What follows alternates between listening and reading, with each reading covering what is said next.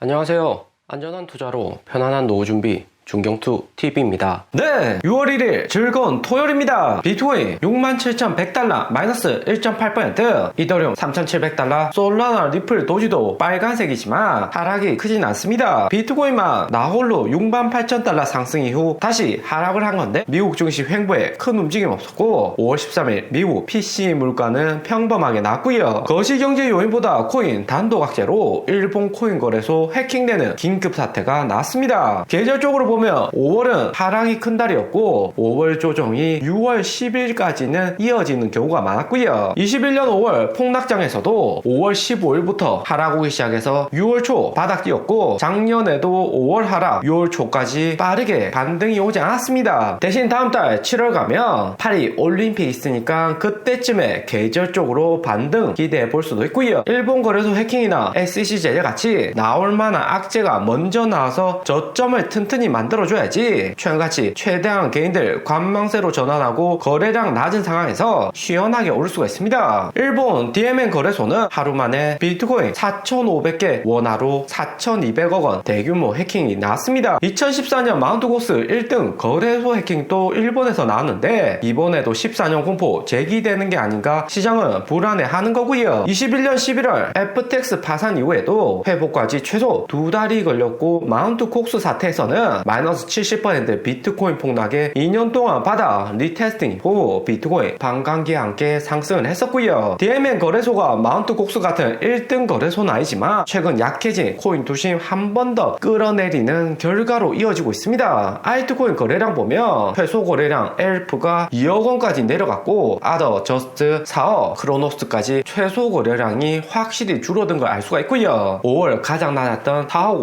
5억대 거래량보다 더 떨어진 수치입니다. 그리고 거래량 높은 순위로 봐도 비트코인만 2,000억, 스타게이트, 바운스 토큰 이런 작코인들이 1,600억, 1,300억이고 이더리움 시바이누도 1,000억 수준이고요. 안 그래도 거래량 낮고 개인들 관망을 많이 하는데 이렇게 해킹 사태 나오면 개인 고래들 할 것 없이 추가 매수는 좀 더 지켜보자는 입장인 거죠. 또 다르게 생각하면 코인 거래소는 위험하다는 시그널을 21년 FTX 다음으로 한 번 더 주는 게 아닐까 생각해 볼 수도 있습니다. 코인 거래소가 아니더라도 이더리움이 곧 나스닥에 ETF 상장되니 안전한 나스닥 이용해서 비트코인 이더리움을 메인 투자하라는 거죠. 일본인들 버블 경제 시작된 이후 미국 주식 많이 투자하기 때문에 코인 자금도 거래소가 아니라 미국 나스닥 통해서 거래를 하라는 거죠. 한국 빗성 거래소도 국내 2등 코인 거래소로 간신히 적자 면하는 정도입니다. 업비트, 바이낸스, 코인베스 등 상위권 거래소만 결국에 살아났고 규모 작은 거래소들은 혁신 없이 잡코인, 꼬시기 코인만 만들다가 결국에는 낮아진 거래량의 파산으로 이어질 가능성은 매우 높아지고요. 이런 코인 거래소 해킹 이슈 나올 때마다 세력 개인들 할 것 없이 안전한 거래소나 결국에 ETF로 코인 거래할 가능성이 높아지는 거고요. 일본 코인 거래소 이번 해킹 배후에 누가 있는지 알 수 없지만 가장 수혜를 크게 보는 세력은 블랙록이다 볼 수 있습니다. 블랙록이 글로벌 코인 ETF 거래량 1등이고 보유량도 1등으로 이미 그레이스케일 넘어섰고요. 그럼 블랙록이 비트코인 신규 매수 물량 보면 5월 29일 356개, 30일 23개로 5월 중순부터 다시 한 번 더 거래량 살아나는 듯지만 감소를 하고 있습니다. 1등 코인 ETF인 블랙록도 거래량 진입이 이렇게 낮은 상황이라 어떻게 해서든 코인 거래소에 남아있는 투자자들 나스닥으로 유도하는 전략이 나오는 거고요. 1월 ETF 상장 이후 3월까지 1차로 코인 투자자들 블랙록으로 넘어왔지만 최근처럼 다시 신규 매수 물량 적어지면 마지막까지 코인 거래소 내 ETF로 빨리 옮겨라는 거죠. 블랙록이 일본 DMM 거래소 해킹의 배후에 있다는 논리는 너무 억지다, 무작정 갖다 붙이기 하는 거 아니냐 할 수 있지만 블랙록, 레리핑크 아니고서는 알 수가 없는 거고 가능성만 높게 의심을 하는 거고요. 풍선 효과로 한 곳에서 눌려주면 다른 한 곳이 크게 부풀 수가 있는데 크게 수혜보는 게 누구인지를 중점적으로 생각을 해봐야 됩니다. 블랙록은 일반 보통의 ETF 운용사는 절대 아니고요. 글로벌 1등 ETF ETF 운용사고 미국 백악관 경제팀도 블랙록이 장악하고 있습니다. 거기에 블랙록, 피델리티, 아크인베스트 등 미국 수천조 거대 자금 굴리는 ETF 세력들인 만큼 코인 주도권만큼은 중국, 일본 거래소에게는 절대 안 뺏기겠다는 입장인 거고요. 바이낸스 CEO 창펑자오도 글로벌 코인 거래 70% 이상 과점을 했지만 미국에서 출국 금지되고 역대급 벌금 책정에 뭐든지 할 수 있는 블랙록입니다. 이제 6월 1일 6월 첫째 날로 비트코인 수익률 5월 마감은 67,000달러 플러스 11%로 종료가 되었습니다. 비트코인 5월 플러스 11% 수익률이 2월 40%보다 극적으로 높은 수준은 아니지만 5월의 최종 목표는 6만 달러 방어에 있었고요. 플러스만 된 것만 해도 긍정적이고 5월이 이렇게 플러스 종료되면 6월도 7만 달러 재반등 이후 다시 한 번 더 73,000달러 신고점 노려볼 만한 달이 됩니다. 2016년, 17년 같은 불장에서도 계절적으로 하락 가능성 큰 5월이 플러스가 되면 세력들이 방어를 해준다는 거고 6월도 플러스 연말까지 푸근하게 상승할 가능성은 상당히 높았습니다. 좀 더 명백하게 한국 김치 프리미엄 보면 알 수가 있는데 플러스 1%로 0% 구간에서 강력한 지지를 받고 있고요. 최근 김프 움직임이 2021년 5월 폭락 이후 0% 저점 지지받고 코인 가격 상승하는 패턴이 매우 유사합니다. 2021년 7월부터 비트코인 반등 시작했었는데 정작 김프는 9월부터 올랐었고요. 21년 9월 알트 불장에 개인들 신규 매수 많으면서 김프는 다시 한 번 더 고점을 찍었습니다. 그러다가 10월 비트코인 선물 ETF 승인전 중국 헝다 부동산 파산설로 김프 한 번 더 빠졌지만 11월 비트코인 탭루트 업데이트와 함께 10% 넘는 김프 상승이 났고요. 김치 프리미엄만 봐서는 늦어도 2주 이후가 되면 비트코인 먼저 오르는 장 시나리오 만들어 볼 수 있습니다. 21년 4월 올해 1월 3월처럼 이렇게 크게 김프 상승 이후 내려온 다음 반등 오는 것은 90% 확률로 거의 확실하다 보시면 되고요. 고점에서 많이 산 개인들이 이런 김프 반등에 투심 돌아오고 물타기나 신규 매수도 늘어난 거죠. 2021년 같은 경우 7월에 비트코인 먼저 오르고 8월부터 알트코인 상승, 9월에 알트코인 피크를 찍었습니다. 1월 3월 매수한 개인들 일부 4월에 매도는 했겠지만 여전히 코인 시장에 대한 관심도는 높고 비트코인 움직임은 1,000개에서 10,000개 고래들 매도세 약해지고 다시 매수세 올라서면서 여기 차트에서 봐도 약간 윗골이 올라가는데 고래들 매수한다고 해서 무조건 상승은 아닙니다. 고래가 바다에서 가장 큰 생물이긴 하지만 바다라는 거대한 자연 앞에서는 여전히 작은 존재이고요. 고래들이 뭉쳐있다고 바다가 한 방향으로 가는 게 아니라 바다 전체 거시 환경이 움직여줘야지 비로소 상승으로 이어집니다. 고래들이야 코인 시장 오래 투자하고 정보도 개인들보다 우위에 있어서 수익률이 상대적으로 좋다고는 하지만 즉시 시장을 못 변화시키는 거죠. 2019년 여기 연준금리 인하하고 고래들도 매수로 돌아섰지만 당장에 오른 게 아니라 살짝 올랐다가 다시 떨어지면서 반등 이후 하락 오는 패턴도 몇 번이나 났습니다. 그러다 나스닥 신고점에 비트코인도 고점 돌파 시도는 했지만 코로나 터지면서 마이너스 50% 급락했고 1만 달러에서 1년 넘게 횡보도 했었고요. 최근에 고래들이 비트코인 매수는 하고 있지만 비트코인 가격이 100% 상승하는 건 아니죠. 때문에 6월 횡보하거나 한 번 더 내려갔다가 거대 상승 오는 경우도 생각해 볼 수가 있고요. 고래들이 매도하는 타이밍은 언제나 이런 고점 오면 대량 팔고 최근처럼 73,000달러 신고점으로 21년 고점 정도 갱신했을 때는 단타 세력 일부만 매도했다 볼 수 있습니다. 올해 1월부터 세력들 매도는 했지만 매도량이 확실히 21년 불장보다는 작다는 점 알 수가 있고요. 2019년과 비슷한 수치 정도로 매도량이 제한적이었죠. 진정한 매도 타이밍은